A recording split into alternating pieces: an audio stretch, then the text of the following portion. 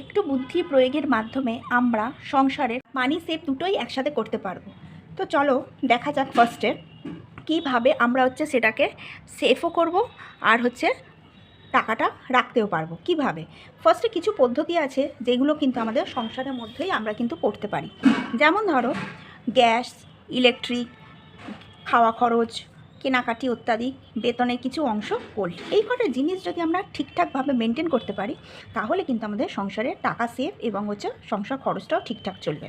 দেখো ফার্স্টে ইলেকট্রিক আমাদের প্রধান ভূমিকা পালন করে থাকে কিন্তু সংসারের ক্ষেত্রে ইলেকট্রিক কীভাবে চলো দেখা যাক। যেমন সেভ ইলেকট্রিসিটি কীভাবে, যেমন এলইডি লাইট, ওয়াশিং মেশিন চালানোর সময় চারিদিক সুইচ অফ করা, এগুলো খেয়াল করতে হবে। গ্যাস, গ্যাস এমন একটা জিনিস, গ্যাস কিন্তু আমরা সাশ্রয় করতে হবে। যেমন কি ধরো গ্যাসের মধ্যে আমরা যদি রান্না করি সেটাকে খেয়াল রাখতে হবে কতদিন এর লংজিভিটিটা যাবে, মানে আমি কতদিন বলতে 1 মাস 30 ডেজ কিন্তু আমাদের গ্যাস আশা করে রাখতে পারি, কিন্তু অনেক সময় আমরা করে থাকি না, আমাদের 20 দিন 15 দিন 21 দিনের মধ্যে কিন্তু গ্যাস কমপ্লিট হয়ে যায়, শেষ হয়ে যায়। তখন কী করতে হয়, আমাদের দুটো করে যখন ডবল সিলিন্ডার আছে আমাদের কিন্তু নিতে হয়। সেক্ষেত্রে সেটা কিন্তু না করে কিভাবে করা যাবে চলো সেটা দেখবো। আমরা এইভাবে যদি আমরা করতে পারি তাহলে কিন্তু আমাদের খুব ভালো হবে সংসারের ক্ষেত্রে।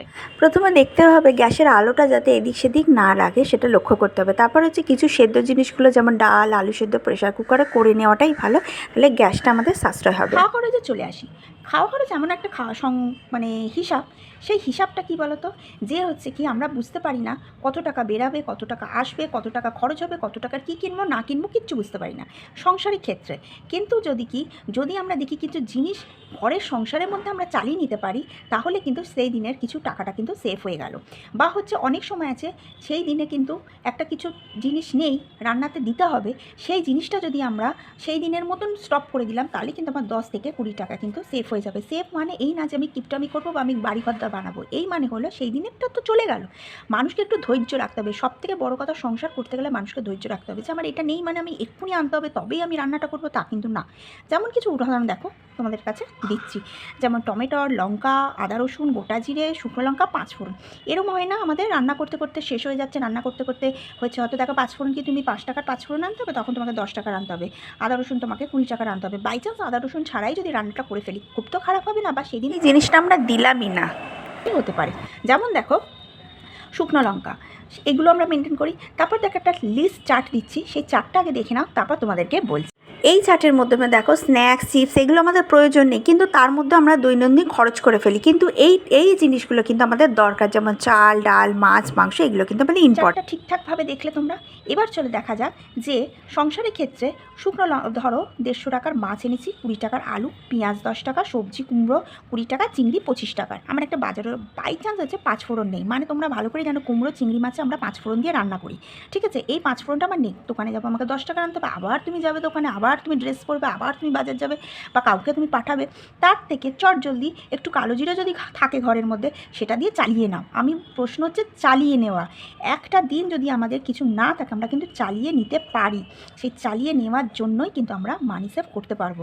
তা বলে এই না যে 10 টাকা সেভ মানে বিশাল একটা কিছু, তুমি 1 কিলো মাংস কিনতে পারবে তা না, কিন্তু তুমি ধৈর্য ধরে সেই জিনিসটা, এমন না যে ওটা নেই মানেই আমি কিছু করতে পারবো না। যেমন আলু, পেঁয়াজ, মাছ, আলু, টমেটো নেই, টমেটো ছাড়াই করতে হবে, আদা রসুন ছাড়াই করতে হবে, একটু জিরে ফোড়ন দিলেই কিন্তু, লঙ্কার গুঁড়ো, হলুদ গুঁড়ো, জিরের গুঁড়ো দিলেই কিন্তু সুন্দর একটা মাছ আলুর পাতলা ঝোল হয়ে যাবে, ঠিক আছে। তো আমরা চা করতেই পারি। এবার চলো আসি কেনাকাটি অত্যাধিক মাত্রায়। আমরা একজন অভ্যাস আছে আমাদের যে জিনিসটা আছে তাও আমরা কিনবো, এই ব্যাপারটা কিন্তু আমাদের থেকে থাকে।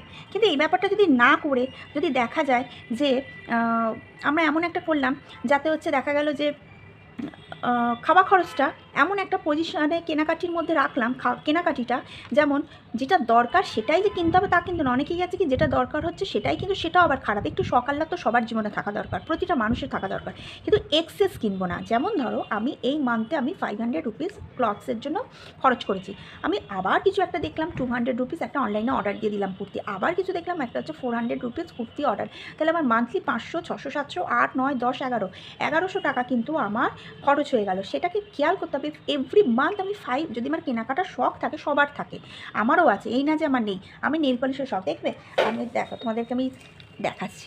দেখো, প্রচুর শখ, ঠিক আছে, যার যেটা শখ সে তো সেটা পূরণ করবেই। সেরকম ক্ষেত্রে ধরো এক একটা নেল পালিশ, এখন এক একটা এইসব নেল পালিশের দাম হচ্ছে 60 টাকা, 70 টাকা, 80 টাকা করে। তো আমি যদি প্রতি মাসে যদি 5টা করে কিনি তাহলে আমার 500 টাকা যাচ্ছে না। আমি যদি শখ পূরণ করবো আমি একটা করেই কিনবো, কি আমি 2 মাস পর একটা কিনবো, কি 1.5 মাস পর একটা কিনবো। সেরকম কত যাদের নেশা আছে তারা 500 বা একটা অ্যামাউন্ট বাজেট করে নেবে যে আমাকে 1000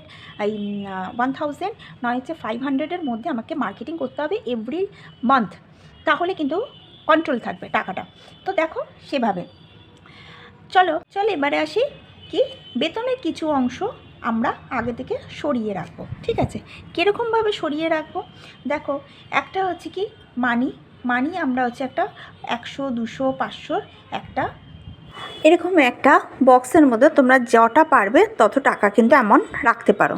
এইটা তোমাদের দেখালাম, এবার দেখো প্র্যাকটিক্যাল কিভাবে রাখা যায়। এরম একটা ব্যাংক ঘর কিনে নেবে, ঠিক আছে, এরম একটা ব্যাংক ঘর কিনে নেবে বা থাকলো, এখানে একটা তালা চাবি দেবে, এই তালা চাবিটা দিয়ে চাবিটা জাস্ট ফেলে দাও। এবার এই ডাব্বার মধ্যে কিভাবে জমবে দেখো, আমি তোমাদের ডাইরেক্টলি দেখিয়ে দিচ্ছি। আমি অলরেডি কিন্তু টাকা রেখেছি।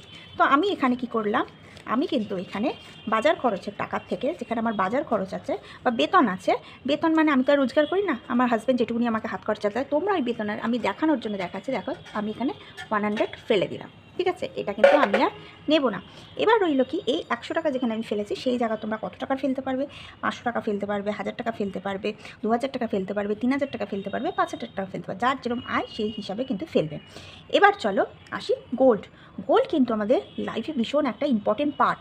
এই ইম্পর্টেন্ট পার্টটা কিন্তু আমরা ঝেড়ে ফেললে হবে না, কারণ কি ইম্পর্টেন্ট পার্টটা এখন কিন্তু এসছে 95,000 রুপিজে, ঠিক আছে, মানে 95,000 টাকার 1 ভরির দাম, ঠিক আছে।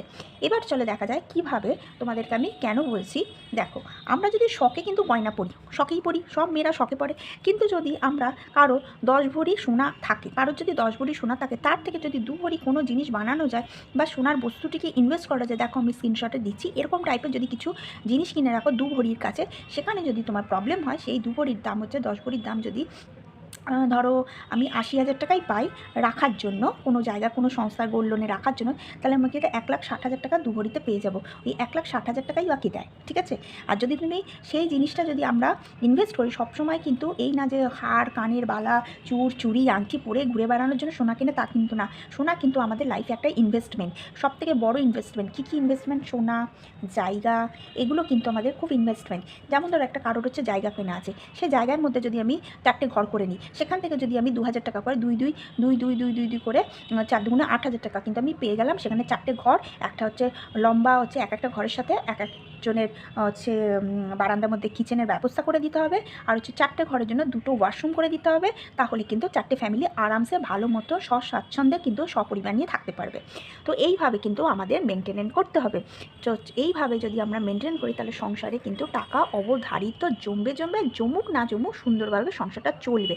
আর এভরি মান্থ কিন্তু আমাকে দেখতে হবে, ব্যাংক ঘরে তো যা ফেলছো, তো ব্যাংকে সবসময় সেফটি থাকে। ঘরে অনেক সময় তালা ভেঙেও নেওয়া যাবে, ঠিক আছে, যাবে, কিন্তু ব্যাংকে একটা সেফটি থাকে কি, এভরি মান্থ যদি কেউ কষ্টমিষ্ট করে 1000 থেকে 2000 টাকা ফেলতে পারো, তাহলে আর কোনো কথাই হবে না।